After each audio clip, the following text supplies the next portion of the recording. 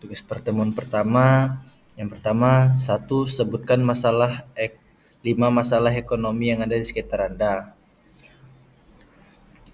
Tingginya angka pengangguran, hutang, kemiskinan, daya beli masyarakat yang rendah, pertumbuhan ekonomi yang rendah. Dua, penyebab masalah. Yang pertama itu ada kemiskinan. Kemiskinan merupakan akibat dari berkurangnya pendapatan sehari-hari masyarakat. Yang kedua ada pengangguran. Pengangguran disebabkan oleh ketidakseimbangan antara jumlah angkatan kerja dengan jumlah lapangan kerja. Yang ketiga itu ada hutang. Pendapatan tidak cukup sementara kebutuhan mendesak. Pertumbuhan ekonomi yang rendah. Pertumbuhan yang rendah dapat menyebabkan penurunan investasi dan kurangnya kesempatan kerja. Daya beli masyarakat yang rendah berkaitan dengan pengangguran. Dengan pendapatan yang rendah, pola konsumsi akan berkurang sehingga daya beli masyarakat akan rendah. Yang ketiga itu ada dampak masalah. Pertama itu dengan kemiskinan akan banyak kasus putus sekolah. Yang kedua, pengangguran berarti adanya tenaga kerja yang tidak termanfaatkan secara optimal. Hal ini dapat menurunkan produktivitas nasional dan menghambat pertumbuhan ekonomi. 4. Hutang mempengaruhi kesehatan mental dan hidup tidak tenang. Yang kelima itu hilangnya pekerjaan dan peningkatan angka pengangguran. Yang keenam, inflasi mengurangi nilai uang sehingga barang dan jasa dapat dibeli majalah dan dibeli menjadi lebih sedikit. Yang keempat itu ada solusi masalah. Solusinya yang pertama itu penurunan beban pengeluaran atau bantuan sosial, peningkatan pendapatan masyarakat. Yang kedua, peningkatan kualitas sumber daya manusia atau SDM, penciptaan lapangan kerja. Yang ketiga, mengatur ulang pos-posan pengeluaran, mengurangi pengeluaran, cari penghasilan tambahan. Peningkatan konsumsi dalam negeri, peningkatan aktivitas dunia usaha, serta menjaga stabilitas ekonomi dan ekspansi moneter. Nah, kita masuk ke pertemuan 2. Ada tugas yang pertama, sebutkan jenis atau bentuk perekonomian Indonesia. Yang pertama itu sistem ekonomi tradisional. Yang kedua, sistem ekonomi liberal. 3, sistem ekonomi komando. Yang keempat, sistem ekonomi kerakyatan. Berikan penjelasannya. Sistem ekonomi tradisional ini adalah sistem ekonomi yang didasarkan pada tradisi, kebiasaan yang sudah diterapkan di lingkungannya. Sistem liberal ini semua pihak memiliki kebebasan penuh untuk melakukan aktivitas ekonomi dan mendapatkan seperti keuntungan yang sebanyak-banyaknya. Sistem ekonomi komando ini disebut juga sistem ekonomi terpusat. Dalam sistem ekonomi komando, sebagian besar dari sistem ekonomi dikendalikan pemerintah. Dalam hal ini, pemerintah terlibat dalam proses produksi dengan dominasi yang terlihat jelas. Sistem ekonomi kerakyatan menjamin untuk mewujudkan kesejahteraan, kemakmuran rakyat dalam sistem ini. Sistem ekonomi kerakyatan menjamin untuk mewujudkan kesejahteraan dan kemakmuran rakyat, karena dalam sistem ini sifatnya terbuka bagi seluruh lapisan masyarakat, berkelanjutan dan mandiri dalam mengelola memanfaatkan sumber daya yang ada.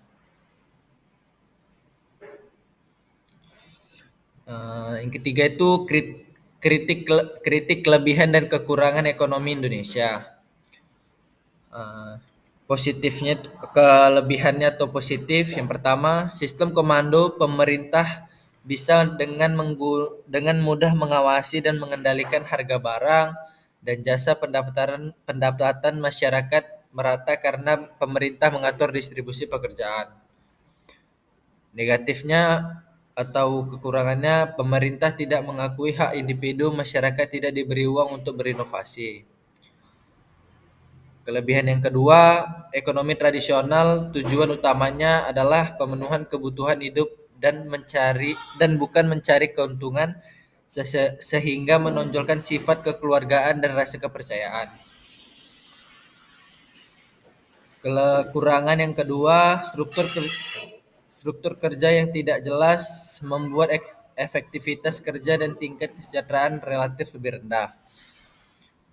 Kelebihan yang ketiga, ekonomi liberal, meningkatkan inisiatif dan kreativitas untuk mengatur kegiatan ekonomi sehingga menciptakan motivasi yang tinggi untuk bersaing. Kelebihan yang keempat, praktik monopoli terjadi di mana-mana sehingga memunculkan persaingan yang tidak sehat, sulit untuk memeratakan pendapatan sehingga kesenjangan sosial semakin tinggi. Positif yang kelima, sistem kerakyatan memperkecil kesenjangan antara kaya miskin. Rakyat mendapatkan perlindungan dan persaingan yang tidak seimbang, meningkatkan kesejahteraan dan rakyat banyak. Negatifnya yang kelima, peran negara lebih dominan dibanding masyarakat, sehingga kurangnya pemahaman rakyat perihal investasi.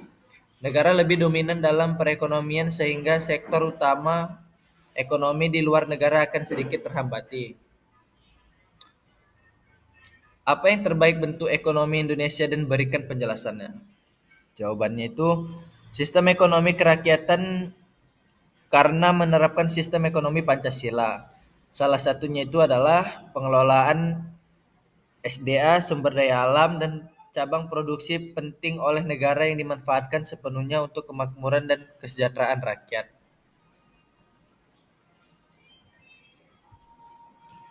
Nah, yang ketiga itu ada konsep dasar permintaan. Yang pertama, amati permintaan terhadap suatu jenis barang di pasar atau pajak dekat rumah Anda.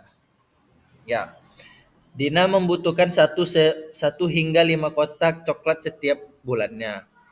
Ketika harga coklat 20.000 per kotak, Dina hanya membeli 1 kotak.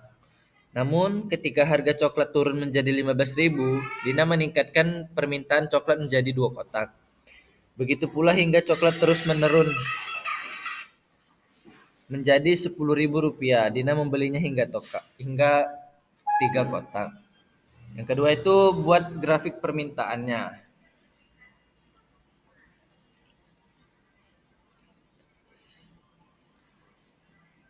Dan ini adalah kurva permintaan Dina terhadap coklat. Dari 25.000 hingga ke-5, 20.000 ke-4, 15.000 ke-3, 10.000 ke-2, 5.000 1, atau 25.000 itu dia hanya membeli 1 kotak, yang 20.000 itu ia hanya membeli 2 kotak. Kalau dia hanya membeli 15.000 dia hanya mendapatkan 3 kotak. Kalau 10.000 dia membelinya 4. Kalau 5.000 ia membelinya 5. Ya, yang kedua itu ada yang keempat, pertemuan keempat itu ada konsep dasar penawaran.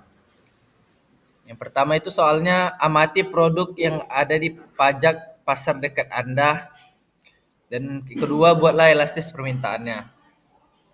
Jawabannya itu harga buah apel di pasar mengalami penurunan 25.000 per kilo menjadi 20.000 per kilo, dan ini selisihnya hanya 5.000.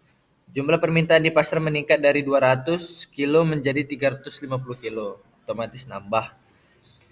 Diketahui 350 kilo dikurang 200 kilo sama dengan 150 kilo.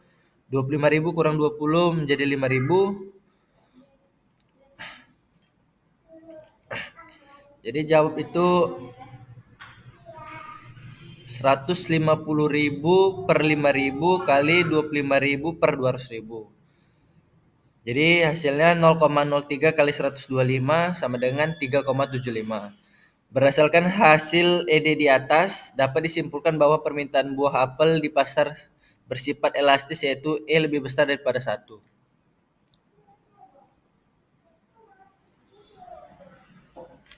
Yang pertemuan ke-6 ini tentukan elastisitas permintaan dan penawaran pada setiap pada setiap perubahan harga tersebut pada tabel. Yang pertama, harga 1, harga 2.000, penawaran 3.000, permintaan 10.000. Harga yang kedua 4.000, penawarannya 6.000, permintaannya 8.000. Yang ketiga harganya 6.000, penawaran 9.000, permintaan 6.000. 4, 8.000 harga, penawarannya 12.000, permintaannya lebih kecil 4.000. Jadi untuk menjawabnya itu ES sama dengan 12.000 dikurang 3.000 per 8.000 kurang 2.000 kali 2.000 per 3.000. ES sama dengan 9.000 per 6.000 kali 2 per 3. ES sama dengan 1 kurang lebih besar permintaan uniter. ED sama dengan 4.000 dikurang 10.000 per 8.000 kurang 2.000 kali 2.000 per 10.000. ED sama dengan min 1 kali 1 per 5. ED sama dengan min 0,2. Untuk ES-nya itu lagi 6.000 kurang 3.000 per 6.000 kurang 2.000 kali 2.000 per 3.000. ES sama dengan 3.000 per 4.000 kali 2 per 3. ES sama dengan 0,5 hasilnya. Untuk ED-nya itu 6.000 kurang 10.000 per 6.000 kurang 2.000 dikali 2.000 per 10.000. ED sama dengan min 1 kali 1/5. ED sama dengan min 0,2. Untuk ES-nya sama dengan 6.000 dikurang 3.000 per 4.000 dikurang 2.000 kali 2.000 per 3.000. ES sama dengan 3.000 per 2.000 kali 2 per 3. 2 per 5. Sama dengan 1. Untuk ED-nya 8.000 kurang 10.000 per 4.000 dikurang 2.000 kali 2.000 per 10.000. ED-nya sama dengan min 1 kali 1/5. Untuk ED hasilnya terakhir tuh min 0,2.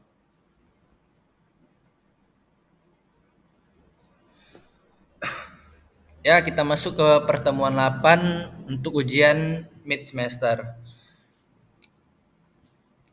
Yang pertama itu menurut pendapat saya, ekonomi mikro adalah suatu objek pendekatan yang mencakup banyak aspek dalam membuat keputusan ekonomi dan dalam hal tersebut mencakup permintaan penawaran barang dan jasa. Yang kedua itu misalnya produk es krim. Sebuah warung menjual es krim selama musim panas. Harga es krim dipengaruhi oleh faktor cuaca dan daya beli pelanggan. Hubungan permintaan dan penawaran, permintaan atau demand. Cuaca panas menyebabkan permintaan es krim meningkat karena pelanggan ingin menyegarkan. Jika harga es krim 10.000 per unit, pelanggan membeli 100 unit per harinya. Ketika harga menjadi 15.000 per unit, jumlah pembelian turun menjadi 70 unit per hari karena pelanggan mulai beralih ke alternatif lain seperti minuman dingin, penawaran atau supply. Produk es krim memiliki biaya produksi tetap. Ketika harga es krim tinggi 15.000 per unit, produsen meningkatkan produksi hingga 120 unit per hari karena keuntungan yang lebih besar. Jika harga turun menjadi 10.000 per unit,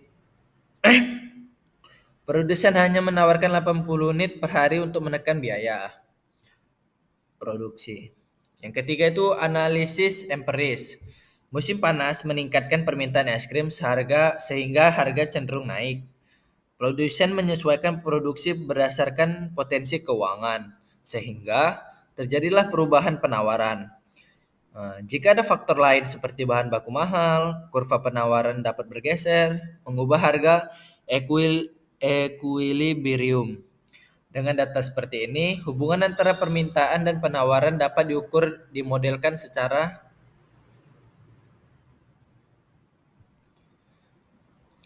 yang keempat itu ada tabel permintaan dan penawaran.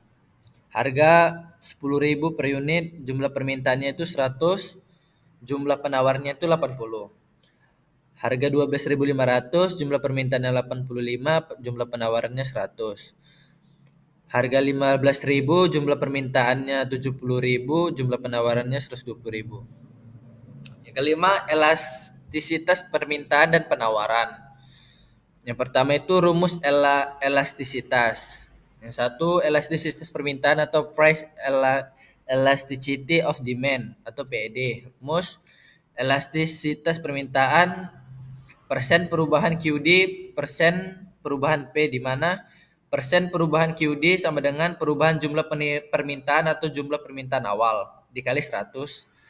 Persen perubahan P sama dengan perubahan harga awal dikali 100. Dua, elastisitas penawaran atau price elasticity of supply atau PES. Rumusnya itu ialah elastisitas penawaran persen perubahan QS per persen perubahan P, di mana persen perubahan QS atau perubahan jumlah penawaran per jumlah penawaran awal dikali 100. 100% P sama dengan perubahan harga awal per harga awal dikali 100. Sebuah produk es krim memiliki data berikut. Harga per unit itu 10.000 sampai 12.500. Jumlah permintaan unit per hari 100 sampai 85. Jumlah penawaran itu 80 sampai 100. Hitung elastisitas permintaan. Persen perubahan QD sama dengan 85 dikurang 100 per 100 dikali 100 sama dengan hasilnya itu adalah min 15%. Persen perubahan P sama dengan 12.500 dikurang 10.000 per 10.000 dikali 100 hasilnya 25%. Itu tadi jumlah penawaran ya. Kita masuk yang kedua, jumlah elastisitas permintaan sama dengan min 15% per 25%. Hasilnya itu min 0,6 inelastisitas. Yang kedua, hitung elastisitas penawaran. Persen perubahan QS sama dengan 100 per 80, 100 dikurang 80 per 80 dikali 100 sama dengan 25%. Persen perubahan P sama dengan 12.500 dikurang 10.000 per 10.000 kali 100 sama dengan 25%. Elastisitas penawaran sama dengan 25% per 25%. Hasilnya 1 unit elastisitas. Ya, kita masuk ke pertemuan 12. Penawaran dan permintaan agregat. Kumpulkan data 10 negara GDP dan GNP, analisis pakai tren dan grafik. Ya, ini masuk kita country, GDP, nomina, RP pada tahun YBS, angka indeks defator GNP real miliar RP per tahun 2024. Untuk Fransia itu ada di angka 3,3.0, angka indeksnya 3.0 GNP, buka kurung 3.0 per 3.0 kali 100 sama dengan 100. Itu yang untuk Prancis. Yang kedua itu ada Amerika Serikat di angka 26.7 27.0. Jadi 26.7 per 27.0 dikali 100 sama dengan 99. Yang ketiga itu ada Cina yang angkanya itu 19,19.4 18.8. Jadi 19.4 per 18.8 buka tutup kurung dikali 100 sama dengan hasilnya 103. Yang untuk keempat ada di Jepang di angka 4.4 4.6. Jadi buka kurung 4.4 per 4.6 buka tutup kurung dikali 100 itu menghasilkan 96. Yang untuk kelima ada di Jerman di angka 4.1 sama 4.0. Buka kurung 4.1 per 4.0 tutup kurung dikali 100 sama dengan 102. Yang keenam ada di negara India di angka 3.7 dan 3.5. Buka kurung 3.7 per 3.5 kali 100 sama dengan 106. Yang ketujuh itu ada United Kingdom di angka 3.2 dan 3.1. Buka kurung 3.2 per 3.1 kali 100 sama dengan 103. Yang ke-8 tuh ada di negara Italia di angka 2.2 dan 2.1. Ya, buka kurung 2.2 per 2.1 dikali 100 menghasilkan 105. Yang ke-9 ada di negara Kanada 2.1 2.2. buka kurung 2,1 per 2,2 kali 100 menghasilkan 95. Dan yang terakhir atau yang ke-10 itu ada di negara Brazil. 2,0 1,9 paling sedikit ya. 2,0 per 1,9 dikali 100 menghasilkan 105. Kita masuk di analisis tren. Yang pertama GDP dan GNP. Negara-negara maju seperti Amerika Serikat dan Jepang memiliki GNP yang lebih tinggi dibandingkan GDP karena pendapatan yang signifikan dan investasi asing. Negara-negara berkembang seperti India dan Brazil sering memiliki GNP yang rendah karena arus keluar pengiriman uang dan yang lebih tinggi. Yang masuk kita yang kedua, pertumbuhan ekonomi. Perekonomian global melambat pada tahun 2023 dengan tingkat pertumbuhan rata-rata sebesar 3%.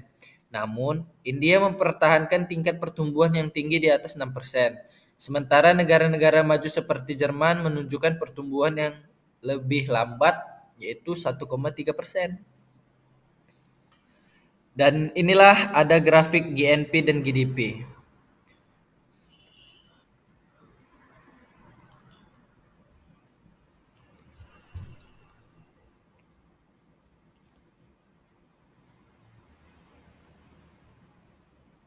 Inilah perbandingan GDP nominal, indeks deflator, dan GNP real per negara.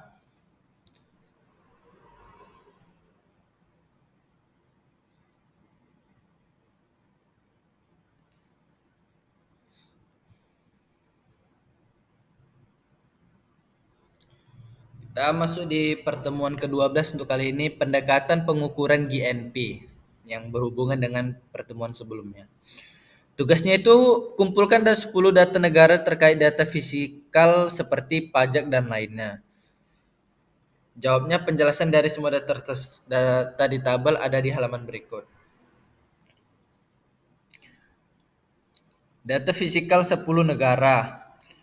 10 negara 2024. Berikut adalah data fisikal dari 10 negara yang mencakup informasi tentang pajak, utang pemerintah, belanja pemerintah, dan keseimbangan anggaran untuk tahun 2024. Sebentar Pak, biar kita cek ya.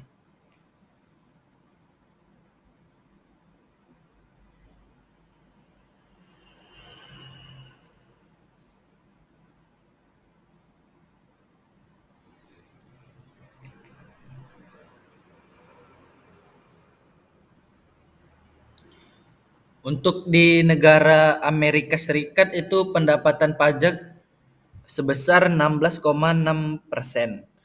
Pemerintahnya itu 124%. Jadi belanja pemerintah dan keseimbangan anggarannya itu fokus pada kesejahteraan dan infrastruktur, defisit signifikan. Yang kedua itu ada di negara Jerman. Pendapatan pajaknya itu sebesar 23%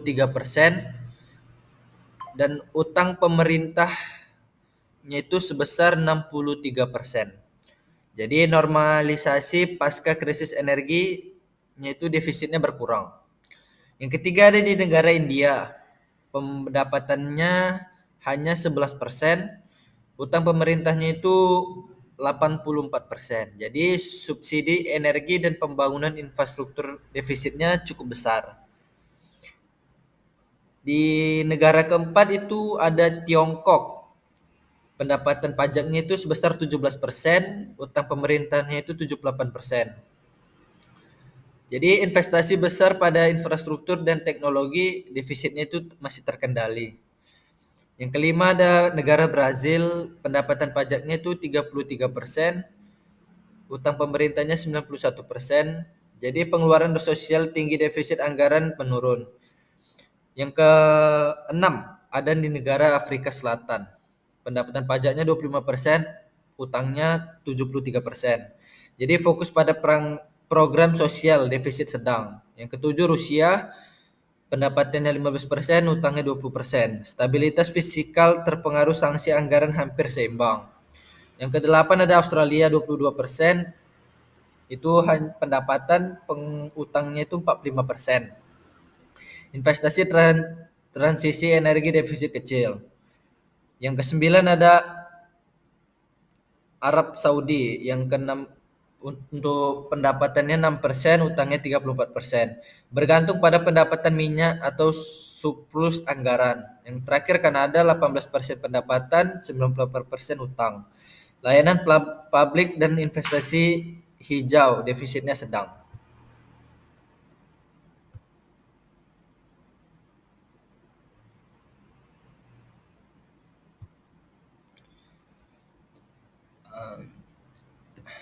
Amerika Serikat itu pendapatannya pajak 16% dari PDB, utang pemerintahnya 124% dari PDB.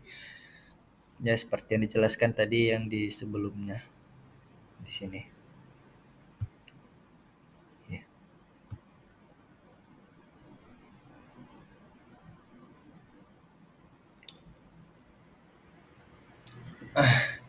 Kita masuk yang terakhir, pertemuan 14, 15, dan 16, kebijakan sentral dan kebijakan moneter. Yang pertama itu ada tugas, jelaskan tugas Bank Sentral Asia. Dan yang kedua, kritik kelebihan dan kekurangannya. Yang ketiga, jika Anda jadi gubernur Bank Indonesia, apa yang harus Anda lakukan?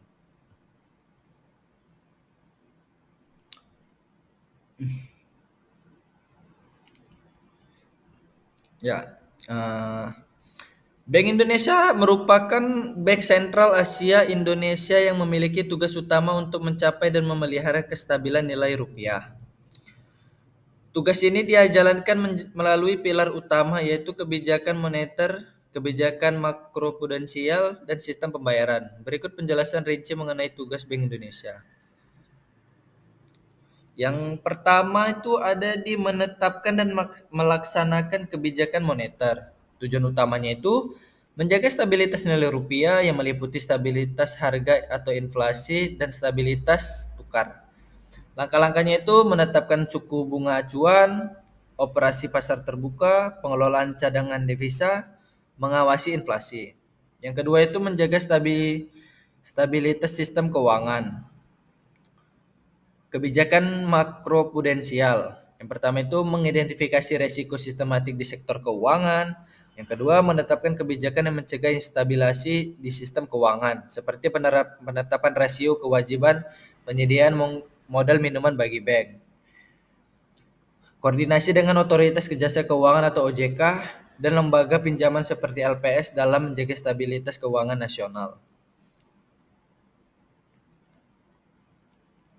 Yang ketiga itu ada mengatur dan mengawasi sistem pembayaran. Mengelola sistem pembayaran tunai, yang pertama itu memastikan ketersediaan uang rupiah yang berkualitas dan merata di seluruh Indonesia, memerangi pemalsuan uang melalui pengendalian fitur keamanan pada rupiah, mengelola sistem pembayaran non tunai, mengawasi layanan pembayaran digital seperti e-wallet, dan sistem pembayaran berbasis QR atau menjaga efisiensi, keamanan, dan kelancaran transaksi non-tunai di Indonesia. Yang keempat itu ada di mengelola rupiah, perencanaan dan distribusi uang, mencetak, mengedarkan, dan menarik uang sesuai kebutuhan perekonomian. Pemeliharaan kualitas uang, menjamin kualitas uang yang beredar tetap baik dan mudah dikendali masyarakat. Yang kelima itu ada mendukung stabilitas keekonomi dan keuangan nasional. Berkoordinasi dengan pemerintahan dalam, yang pertama mendukung pertumbuhan ekonomi yang berkelanjutan, mengelola uang utang luar negeri, memitigasi dampak krisis ekonomi global. Yang keenam itu ada melakukan riset dan edukasi, melakukan kajian ekonomi, keuangan, moneter untuk mendukung pengambilan kebijakan yang berbasis data.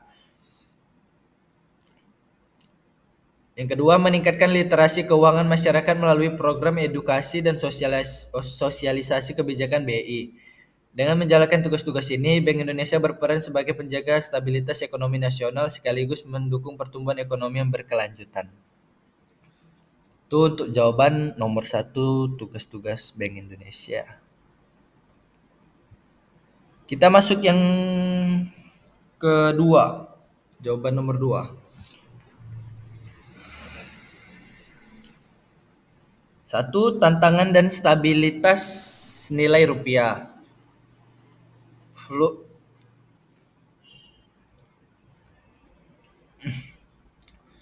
Yaitu fluktuasi nilai tukar rupiah. Meskipun Bank Indonesia berupaya menjaga stabilitas nilai tukar, Rupiah sering kali rentan terhadap gejolak eksternal seperti perubahan suku bunga global, perang dagang, atau krisis ekonomi global.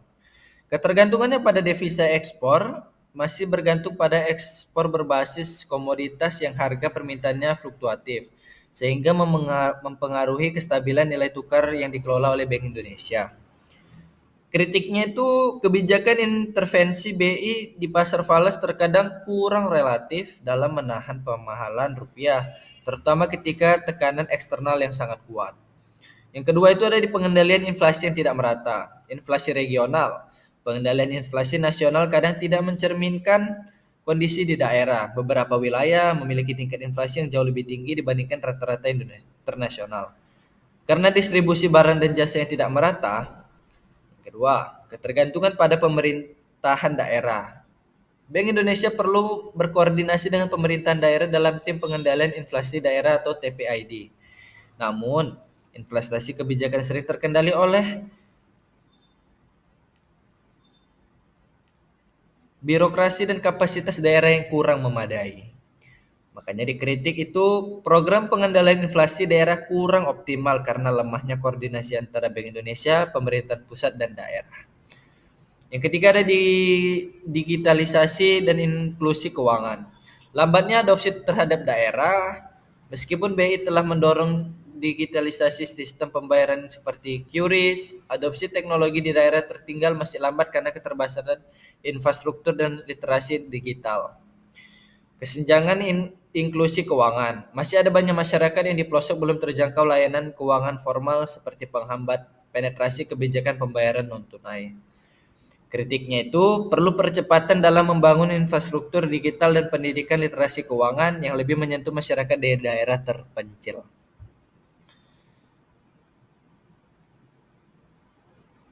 Ya, kita masuk di untuk jawaban nomor 3. Ya, Pak ya. 4. Ketergantungannya pada kebijakan moneter. Efektivitas kebijakan moneter terbatas dalam beberapa situasi kebijakan moneter BI seperti perubahan suku bunga acuan tidak terlalu mampu mendorong pertumbuhan terutama jika didorong oleh kebijakan yang selaras. Kritiknya itu Bank Indonesia perlu meningkatkan kecepatan respon kebijakan dalam menghadapi krisis ekonomi yang mendesak. Yang kelima ada transparansi dan akuntabilitas. Kurangnya sosialisasi kebijakan, beberapa kebijakan moneter atau sistem pembayaran diterapkan BI kurang dipahami masyarakat luas karena sosial yang tidak merata. Kritiknya, BI perlu meningkatkan transparansi dan menyederhanakan komunikasi kebijakan agar lebih inklusif dan mudah dipahami oleh masyarakat. Yang keenam ada koordinasi antar lembaga. Tumpung tindih wewenang. Ada area kebijakan di mana tugas Bank Indonesia tumpah tindih dengan OJK atau kementerian terkait seperti pengawasan dan sistem pembayaran. Kritiknya itu koordinasi yang kurang harmonis dan menyebabkan kebijakan yang tidak konsisten dan atau reduksi antar lembaga.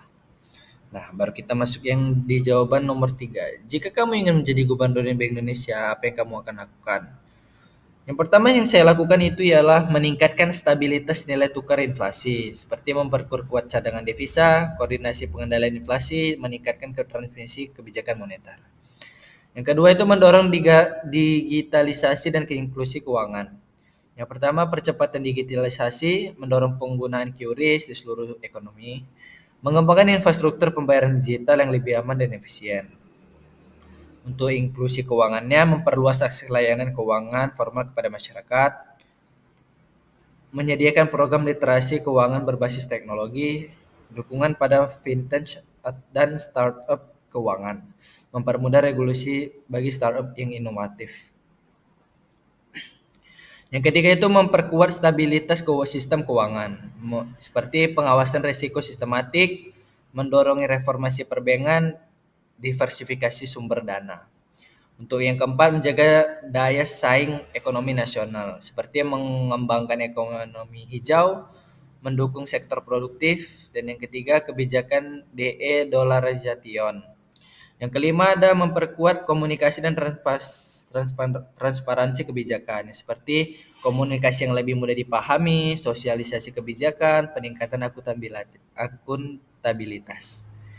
6. Respon cepat terhadap krisis, yang seperti pengembangan protokol darurat, fleksibilitas kebijakan. Yang ketiga, mitigasi dampak ekonomi pada global. Dan yang terakhir atau yang ketujuh, meningkatkan kapasitas internal BI. Transparansi teknologi BI mempengaruhi sistem analisis data ekonomi, teknologi kecerdasan buatan AI untuk mendukung pengambilan keputusan berbasis data. Peningkatannya itu kompetensi sumber daya manusia SDM, melaksanakan pelatihan rutin, meningkatkan SDM BI dalam memahami dinamika global dan teknologi keuangan terbaru. Sekian presentasi dari Akmal, Pak. Jika ada salah dan mohon maaf dimaafkan. Sekian, terima kasih, Pak.